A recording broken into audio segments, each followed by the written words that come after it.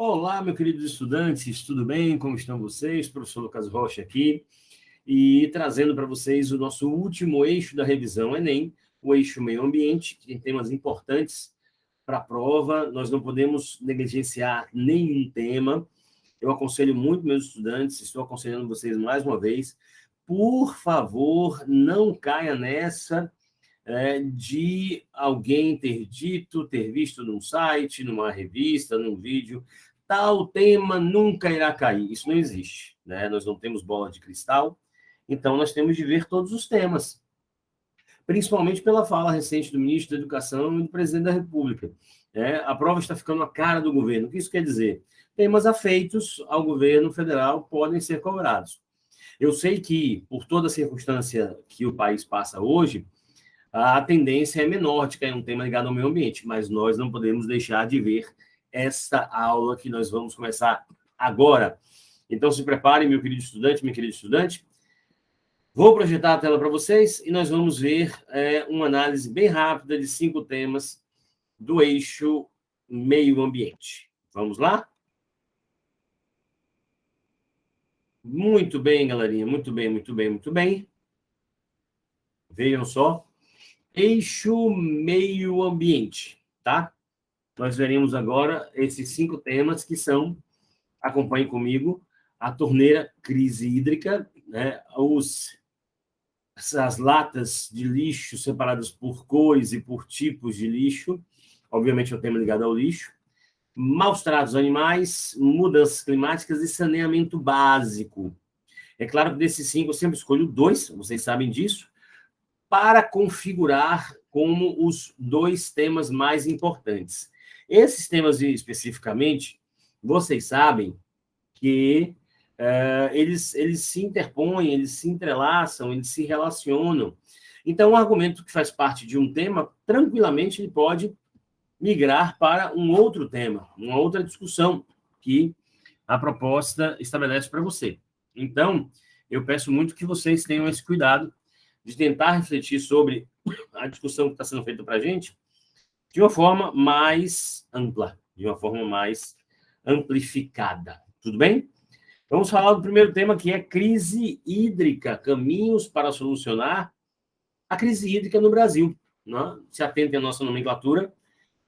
O tema central é a crise hídrica, caminhos para solucionar é um delimitador, e Brasil é o outro delimitador, tá? No nosso painel de argumentos, o que nós poderíamos falar sobre crise hídrica, né? Poderíamos falar sobre que é necessário pensar na crise, mas também refletir sobre o futuro, com ações do Sistema Nacional de Gerenciamento de Recursos Hídricos. Existe um sistema dentro de uma estrutura governamental para gerenciar os recursos hídricos, para catalogar as informações ligadas aos recursos hídricos. E os planos devem ser feitos levando em conta esse sistema. Não adianta pensar numa crise e tentar resolvê-la agora, se daqui a 2, 4, 5 anos ela pode se reeditar, porque as mudanças climáticas elas estão avançando e não há como estabelecer uma sensação de protetividade hídrica plena. Então, o projeto tem que ter médio e longo prazo, né? O crescimento de novas fontes de energia, já que existe essa escassez hídrica. Você tem um crescimento da energia solar, crescimento da energia eólica, o crescimento da energia marimotriz, que é a energia movida pelas marés, né, dos oceanos. A bioeletricidade, que é a biomassa que constitui energia. Nós temos a necessidade efetiva de melhorar o gerenciamento do recurso hídrico. O gerenciamento dos recursos é sempre um dos grandes problemas das discussões sociais em que há uma escassez de um determinado produto, de um determinado elemento, um determinado recurso. E no Brasil, obviamente, esse gerenciamento ele passa por uma crise também. Nós sabemos que se desperdiça muito água no Brasil. Nós sabemos que o agronegócio ele monopoliza boa parte da água do país. E isso não tem a ver com a força do capital ou um desleixo somente. Tem a ver também com o processo de gerenciamento e infraestrutura para que se estabeleça a produtividade desse recurso, né? Quais são as alternativas para lidar com essa crise, para poder manejar melhor o recurso hídrico? Primeiro é o reuso da água, né, as caixas de coleta da chuva, a dessalinização, que é dessalinizar a água do mar, as técnicas ligadas à técnica do gotejamento, que é uma técnica de irrigação muito bem sucedida, principalmente no Oriente Médio, mudança no curso dos rios e, obviamente, algum tipo de mecanismo para lidar com o desperdício do recurso aquífero, né? Temos a Lei 5.819 de 2019, a Lei 5.829 de 2019, que é o marco legal da geração distribuída, que já é o início da reflexão sobre um plano para gerenciamento hídrico. É essa lei que, inclusive, coloca a crise hídrica no radar de um tema de redação do Enem. 70% de toda a água do mundo é usada para a agricultura, isso é um dado da ONU. Obviamente, no Brasil não deve ser diferente. Talvez um pouquinho menos, talvez um pouquinho mais. Mas também esse dado é interposto, é relacionado à cultura brasileira. 38,5% da água distribuída é desperdiçada no Brasil. Esse é um dado do Instituto Trata Brasil, uma ONG relacionada à medição do consumo de água no país. Nós temos também uma data que poderemos usar, que é o dia 22 de março, o Dia Mundial da Água. Tudo bem? Esse é o nosso painel de informações que podem ser usadas. Esse tema especificamente, nós teremos um planejamento, crise hídrica, Brasil, setinha para cima, setinha para baixo, um caminho, outro caminho. Nós vamos levar em consideração essa expressão caminhos, né? Um caminho, outro caminho, para pensar as nossas estratégias argumentativas. A primeira estratégia argumentativa, a gente poderia falar no campo, né, técnico, no campo mais palpável, seria a reestruturação operacional. Se há desperdício e se há perda de água, obviamente que a reestrutura operacional pode compensar esse problema. E mais do que isso, uma formação sustentável. Eu venho dizendo aos meus estudantes, use a expressão formação, porque ela é mais ampla. A educação está dentro da formação, porque não só a escola, mas a família, aqueles que frequentam a igreja, uma atividade esportiva, um grupo social de algum contexto ajuda a formar o indivíduo. Então, a formação sustentável não é apenas a escola, mas os hábitos familiares, os hábitos ligados aos ambientes que essa pessoa frequenta, né? Dentro, né, do primeiro caminho, que é a reestruturação operacional, que pode ser feito para lidar com a crise hídrica no Brasil, pode ser feito manutenção constante da rede de distribuição. Se há desperdício, há algum tipo de dano à rede de distribuição. Também seria interessante novas técnicas de irrigação agrícola para poder melhorar essa operacionalidade, bem como diminuição do desmatamento, menos árvores, menos água que fica ali represada nas árvores e mais facilmente voltam como chuva, né, evaporam, voltam para o céu. Então, quanto menos árvores, maior dificuldade disso acontecer, essa água, de certa maneira, se perde. Formação sustentável, nós precisamos de incentivações protetivas, mecanismos de lidar com a água para evitar o desperdício, estudo dos impactos climáticos, de como a mudança do clima afeta a água e provoca crise hídrica. E acesso à educação ambiental, claro, na escola. Desde pequeno, é um argumento muito importante. As crianças precisam, mais do que qualquer outra coisa, melhorar a sua percepção do mundo ao seu redor. Primeiro repertório, não custa nada usar os clássicos da literatura. Vidas Secas, de Graciliano Ramos, meus lindos, caberia beleza, principalmente porque é um cenário, quando o livro foi escrito, no final da década de 1930 no Brasil. Então, àquela época, já existia todo um processo de desertificação e de seca no Nordeste, e ao invés desse processo todo ser reconfigurado pela evolução tecnológica, nós temos hoje um alastramento desse processo semiárido que tende a ficar árido no interior da Bahia e no Brasil. Temos aqui, como segundo repertório, 70% de toda a água no mundo é usada para a agricultura. Esse argumento favorece a utilização desse repertório. Inclusive, um dos argumentos são as novas técnicas de irrigação agrícola. E, por fim, ó, sustentabilidade, formação sustentável tem a ver com a educação da escola, que, de certa maneira, interpõe ao indivíduo mecanismos de entender a importância da sustentabilidade. Então, temos a educação financeira, que agora é obrigatória pela BNCC, Base Nacional Comum Curricular.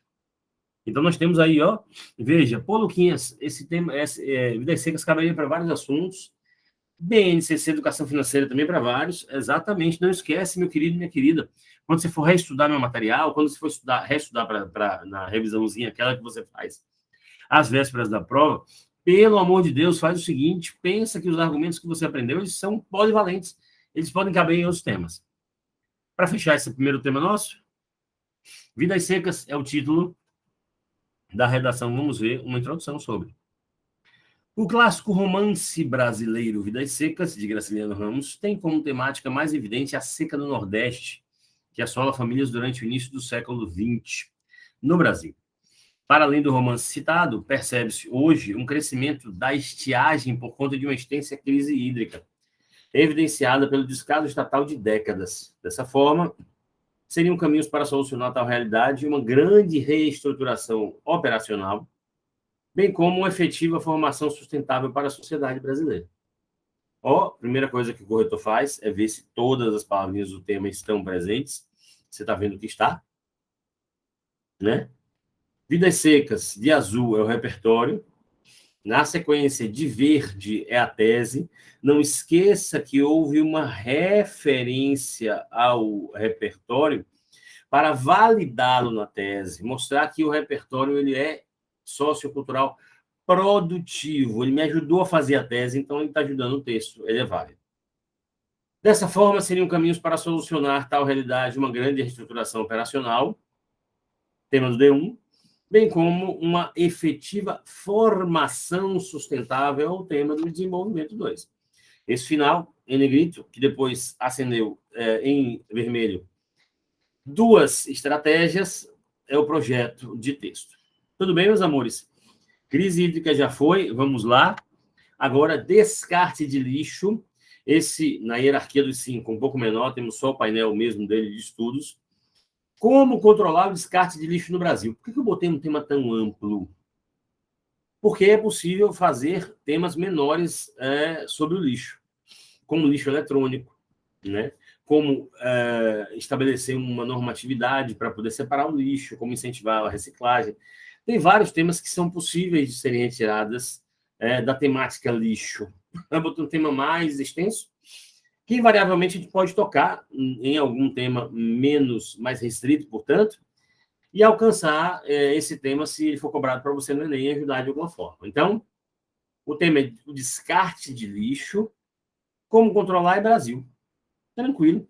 Ó, em 2018, o Brasil produziu 79 milhões de toneladas de lixo. No mesmo ritmo, em 2030, se continuarmos no mesmo ritmo, em 2030 bateremos o recorde de 100 milhões de toneladas por ano. Gente, é muito lixo. É óbvio que isso tem a ver com a diminuição de hábitos consumistas. A nossa cultura está no ápice da cultura de consumo ainda. Surge lá na década de 1950, no governo Eisenhower, com Victor Lebow, o ministro da Saúde do Eisenhower, que fala da necessidade da gente comprar sempre e manter essa fé de que comprando para substituir um produto anterior que quebrou, nós não fomos enganados. Começa aí toda essa febre e hoje o descarte de lixo é um problema, porque nós somos muito influenciados pela compra, pela promoção. As pessoas jogam muita coisa fora porque elas acumulam produtos que compram. É preciso repensar essa cultura, né?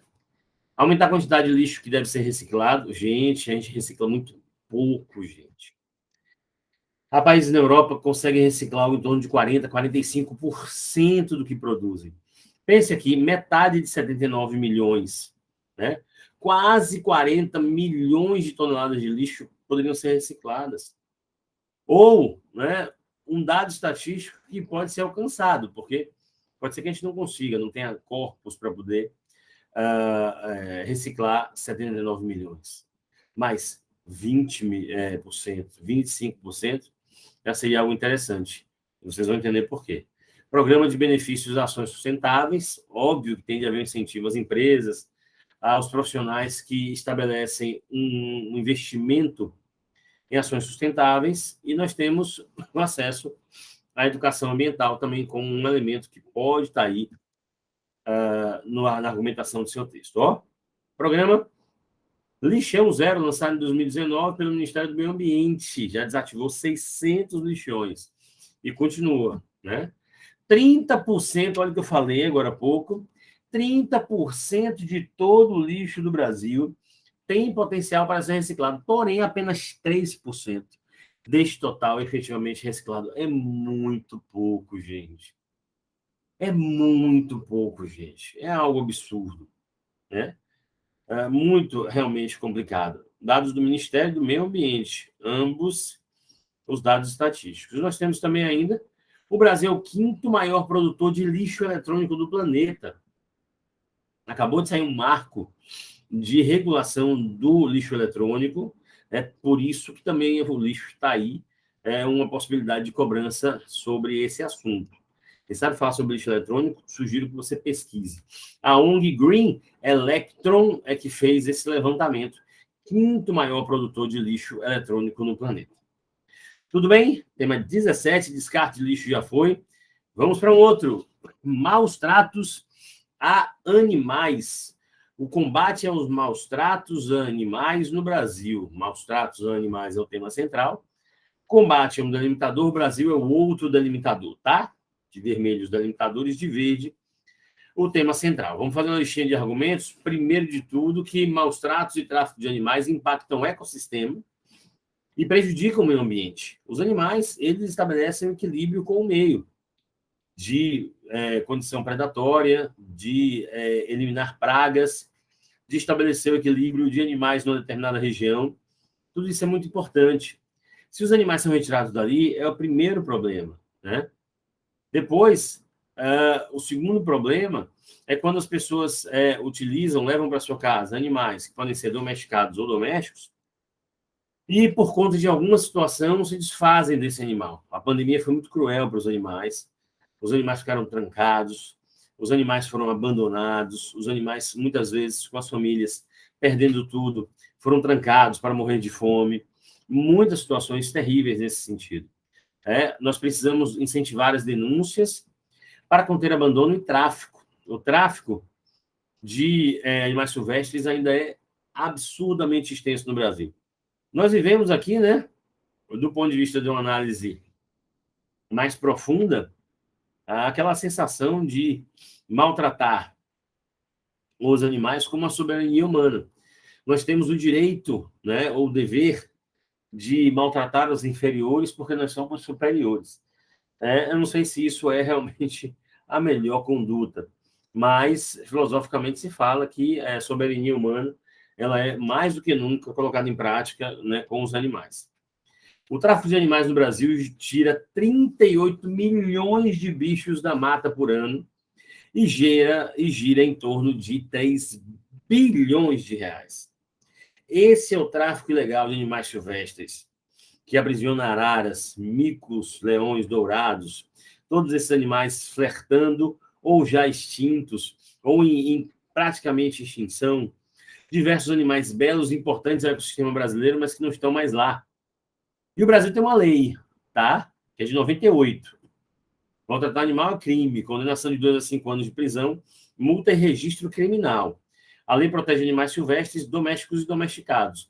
Recentemente, a pena foi aumentada dessa lei. Por isso que maus tratos a animais se torna um tema possível de cair no Enem, por causa dessa lei recente, ou melhor, dessa alteração da lei, que aumenta a pena àqueles que cometerem maus tratos. Eu vou colocar aqui 2 filmes como repertório complementar. Nós sabemos que não devemos colocar os 2 filmes, 2 recursos iguais à nossa redação como repertório. Mas eu acho que vai depender muito do estudante, o perfil da redação que ele for escrever. Se for uma redação mais para a ideia de soberania humana, toda esse fetiche que o homem tem pelo animal e pela humanização dos animais, nós poderíamos citar aí, né, o filme Planeta dos Macacos, que é um clássico de 1968, e que já teve aí uma nova trilogia iniciada em 2011, né, com efeitos visuais e especiais belíssimos dessa nova série de filmes. E o filme de animação Rio, né, com participação na composição musical de Carlinhos Brau e Sérgio Mendes, um filme do Carlos Saldanha, e que trabalha como personagem principal a arara azul, símbolo dos animais brasileiros, né, e também um animal ameaçado de extinção. Além disso, né, já que nós falamos de vidas secas mais cedo, né, você poderia citar a baleia da família de Fabiano, Sim Vitória, menino mais velho, menino mais novo, que é alvo de muito estudo literário, se existe uma zoomorfização dos personagens humanos, uma antropomorfização da baleia, se ela se aproxima a um ser humano por conta daquela convivência, por conta da degradação dos humanos também. É um diapasão interessante na reflexão sobre o que é a humanidade em face, né, de uma situação de total pericletância. Tá bom, gente? Esse foi Maus Tratos a Animais. Vamos para o tema 19 agora, mudanças climáticas, gente. Mudanças climáticas. Coloquei aqui uma proposta de estruturação diferente, tá? Os desafios enfrentados pelo Brasil no cenário das mudanças climáticas globais. O tema central é cenário das mudanças climáticas globais. Desafios é um delimitador e Brasil é outro delimitador. Tudo bem? Então, essa estruturação aí diferente, pode ser que venha. Então, é bom a gente ver propostas diferentes para poder a gente conseguir estarmos testados o máximo possível nos tipos de temas para escrevermos com mais facilidade. Tá bom? Olha só, no Nordeste do Brasil, as áreas semiáridas e áridas vão sofrer uma redução dos recursos hídricos e vegetação semiárida provavelmente será substituída por uma vegetação típica da região árida. Então, assim, as mudanças climáticas já geraram um impacto no Nordeste brasileiro. Principalmente porque o Nordeste brasileiro, né, falamos hoje de vidas secas, sofreu muito tempo com a seca, continua sofrendo, o cenário já começa a se transformar de uma forma definitiva. Essa é a marca das mudanças climáticas, gente. O impacto ele é definitivo, e infelizmente. Como país de enormes vulnerabilidades em todas as regiões, já deveríamos, enquanto nação, estar debruçados sobre a redução de nossas emissões. E o Brasil, recentemente, não tem se comportando muito bem de forma internacional, né? Indo às reuniões, não participando muito bem, é uma pena. Vamos torcer para que isso se transforme em breve. Em 2021 é um ano decisivo da luta climática. 200 países precisam apresentar planos para reduzir gases poluentes e limitar o aumento da temperatura na Terra, algo em média de menos 1,5 grau até 2050. É uma tarefa muito difícil, gente. Por quê? Porque foi tudo protelado. Veja que o primeiro encontro representativo de cúpula climática, de reflexão sobre o clima, foi em 1992, a EcoRio, que reuniu países de todo o planeta para poder falar sobre isso. Veja que nós tivemos depois a Conferência das Nações Unidas sobre as Mudanças Climáticas, foi a última, a COP26, recentemente em Glasgow, na Escócia, e que, obviamente, se estabeleceu parâmetros ainda sem muita solidez.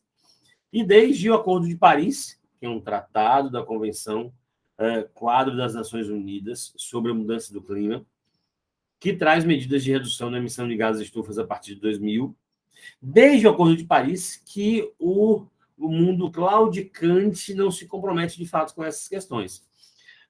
Tem uma figura que é representativa nesse cenário.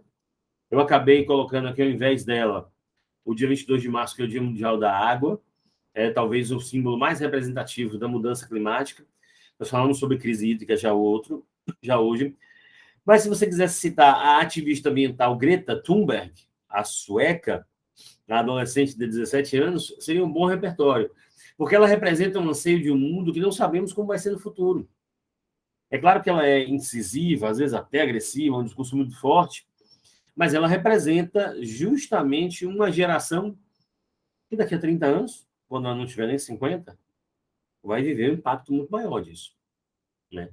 Um impacto muito maior. Diversos dados são fortíssimos em 2050 no mundo. Será uma época que mais depressão teremos, será uma época que mais idosos teremos. Com certeza nós teremos aí recursos agrícolas mais escassos. O mundo vai precisar aprender a viver diferente. E não se fez nada então, com as mudanças climáticas. As crises podem se encontrar e a gente não conseguir sair de nenhuma delas. Olha o plano de texto, ó. Cenário das mudanças climáticas globais no Brasil, setinha para cima, setinha para baixo. Nós temos um desafio, tá? Outro desafio. Poderíamos escolher para o primeiro desafio a ausência de acordos efetivos. Usei agora há pouco, inclusive, a expressão claudicante para dizer que é morosa e lenta a efetivação de acordos. E também nós podemos falar sobre a mudança dos valores de toda uma sociedade, de toda uma comunidade planetária para lidar com essa nova realidade. Então, nós temos, veja, o favorecimento da impunidade da corrupção, quando você não tem acordos efetivos. Se você não tem acordo, você não consegue fiscalizar. Então, se sabe que aquilo é inadequado, mas não tem tipificação de crime, e aí? Né? Sobrecarga dos países pobres. Os países pobres não têm como se defender e criar mecanismos para estabelecer frente e ações com relação às mudanças climáticas. Isso é responsabilidade, infelizmente, dos países maiores das potências. E, além disso, meus queridos e queridas, nós temos uma dificuldade na colaboração entre os países. Então, para você ter uma ideia, a mudança ela só vai poder ocorrer se houver esse tipo de comprometimento. Né? Olá, formação ambiental, mudança dos valores, formação, não esqueça a expressão, punição efetiva, uma punição que de fato ocorra, e exemplos governamentais, porque nós, principalmente na pandemia, recentemente nós tivemos exemplos categóricos do quanto o chefe de Estado, enquanto os principais representantes governamentais dos países são importantes na referência ao grande público. E nós temos exemplos maravilhosos e exemplos péssimos, né, Brasil? Então, vamos lá. Temos aqui a Conferência ECO 92, como o marco do início dessas reflexões. Nós temos o filme norte-americano distópico, futurista, de uma realidade alternativa chamado Waterworld, protagonizado pelo Kevin Costner, numa sociedade que liquefeceu literalmente. As calotas polares viraram água e o mundo é uma piscina gigante. O filme é muito interessante, porque mostra um ser humano já adaptado. É um ano assim, tipo 2250, né? Já com algumas características aquáticas no corpo, justamente para poder se adaptar ao ambiente de excessiva água. E nós temos aqui o Cap and Trade, que nasceu em 1997, mas, pasme, só conseguiu reunir os países para discutir a questão em 2004. E desde 2004 se fundamentou essa ideia, que nada mais é do que taxar as emissões de carbono. Os países que usam demais vão poder comprar créditos de carbono na mão daqueles que emitiam menos gases. Deu certo, Luquinhas? Não, imperou a corrupção, o jeitinho, e as emissões continuaram as mesmas. Para fechar essa parte de mudanças climáticas, vamos ver um desenvolvimento sobre esse assunto? Olha só. Aqui, onde tem o Waterworld, é um desenvolvimento 2, tá? Em outra margem, é perceptível a necessidade de formar referências valorativas novas que protejam o planeta, né? Uma referência, claro, à estratégia argumentativa do desenvolvimento. Nesse panorama, a película estadunidense chamada Waterworld mostra uma sociedade que vive sobre as águas, pois o mundo derreteu e as calotas polares viraram um mar sem fim. Azul escuro, esse é o repertório, veja, película estadunidense. Você já tem aí uma informação sobre o filme, tá beleza. Ou coloca o diretor, ou coloca o país, ou coloca o ano. Não precisa colocar mais de uma informação característica do repertório, tá? Temos aqui o repertório, me referi à película, tudo bem. Dessa forma, um comportamento nocivo e desdenhoso com as transformações do clima, em sentido extremo, pode provocar o cenário do filme citado. Cenário do filme citado. A referência ao repertório valida que ele foi usado pelo texto. Então, ele torna-se sociocultural produtivo. Tá, gente? Então, esse argumento é o argumento de chancela do repertório. Por isso, é preciso fomentar uma educação voltada para cuidados ambientais como prioridade global. Obviamente que esse é um argumento de autoria, está lá no plano de texto.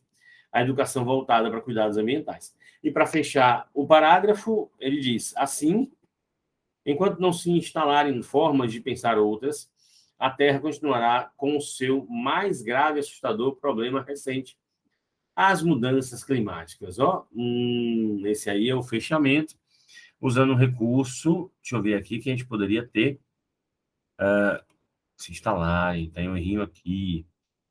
Muito bem, pessoas. Olá, vamos salvar, ok. Muito bem, veja, volte, ande, beba, fale, como diz a música da Pitty. Viu? Então, esse recurso nós chamamos de tópico sentencial, que é jogar para o final da sentença a palavra, a expressão mais importante do parágrafo. No caso, em mudanças climáticas. Tudo bem, meus lindos? Chegamos ao final de nossa pequena aula sobre os últimos 5 temas possíveis de cair no Enem. Eu trago para vocês o tema do saneamento básico. Como democratizar o acesso ao saneamento básico no Brasil. Acesso ao saneamento básico, como democratizar e Brasil. Esses são os delimitadores, né? O que é saneamento básico mesmo, Luquinhas? Eu vou te lembrar, viu? É o conjunto dos serviços, infraestrutura e instalações operacionais de abastecimento de água, esgotamento sanitário, limpeza urbana, drenagem urbana, manejos de resíduos sólidos e de águas pluviais. Praticamente toda a organização de esgoto e aquífera de uma cidade. E toda a sua organização, portanto. Porque o saneamento básico é aquele tipo de assunto que nos ensina que, se as cidades fossem melhor estruturadas, alguns problemas nós não teríamos, tá? Seu aperfeiçoamento promove melhorias na saúde das crianças, redução da mortalidade infantil, contenção de doenças, aumento do turismo, novos empregos. O saneamento básico é importante porque ele faz com que o gasto seja menor na saúde pública. Nós temos dados aí alarmantes sobre saneamento básico. A precariedade do saneamento básico provoca o aumento de enchentes, poluição urbana e contaminação da água de rios e córregos. Veja, ele é direito assegurado pela Constituição e definido por lei, que é o número 11.445 de 2007. É um direito adquirido por lei, você pode ir lá. Olha como é que é o cenário hoje do saneamento básico no Brasil. 16% não tem água tratada e 47% não tem acesso à rede de esgoto, gente. Esse dado é do Sistema Nacional de Informações sobre Saneamento, o SINIS. E mais, a lei de 2020 é um novo marco legal de saneamento básico, com metas de redução drástica de pessoas sem acesso ao esgoto até 2033. Há muita crítica sobre essa lei, é ela que faz com que o saneamento básico seja um tema possível. Mas há essa crítica porque envolve privatizações, envolvem toda uma discussão ligada às vertentes políticas hoje, que atuam, né, de forma efetiva no nosso país. Meu lindo, minha linda, meus lindes, meus maravilhosos, eu trago para vocês esses 5 temas a mais. Obrigado por você ter assistido o vídeo, espero que você tenha gostado, eu espero que você saia bem no Enem. Se for algum tema desse, fique tranquilo, fique tranquila, fiquem calmos, projetem na sua produção o que vocês precisam fazer, viu? Valorizem o que vocês fazem sempre. Não esqueça, o melhor repertório de sua vida é você mesmo. Um beijo, boa prova. Valeu, galera. Tchau, tchau.